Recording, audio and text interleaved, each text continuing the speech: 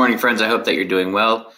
I hope that you had a nice weekend and that you were able to get outside and get some fresh air and be safe out there, right? And I saw a lot of people out there, and just make sure that you're keeping your distance. It's called socially distancing, and make sure that you're keeping your distance when you see someone and giving them space and giving you space, more importantly, right?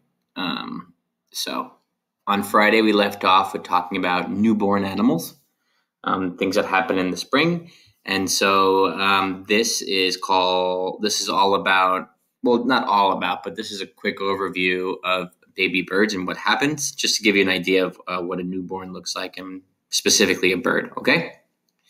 Give me 1 second. So here we go. The title is Tweet, Tweet, Tweet. So here we go. Here are our questions. Our guiding questions is, what is this passage mostly about? Main idea, right? What is this all about? What does a hatchling look like? So we're going to use one of these visuals to help us. And how is a nestling different than a hatchling, right? So in this passage, it's going to tell you a little bit about it. All right, so I'm going to read it with you. This is called Tweet, Tweet, Tweet. Baby birds hatch from eggs.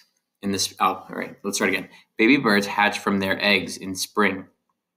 They need to grow big and strong before they leave the nest. Baby birds have different names as they grow. A hatchling is a baby that just hatched from their egg. Their eyes are closed and they have few feathers. They snuggle with their brothers and their sisters to stay warm. Okay? A nestling is a baby bird who is a little older. They are about 1 week old. They have more feathers and they need to stay in the nest for now. A fledgling is ready to leave the nest. They are not ready to fly yet, but they can hop. They are growing big and soon they will fly. Okay, so notice the difference. In the nest, eyes closed, right? No real hair, few feathers, not hair, feathers, sorry about that. Nestlings have a little bit more feathers, right? And the fledgling almost looks like just a tiny little bird ready to go, but his wings are not strong enough yet to fly. Okay, so what is this passage mostly about? What do you think this is mostly about? Think about it. Notice the steps of what's happening, right? A baby bird. How this bird grows, right? How a baby bird grows for the first few weeks and months of life.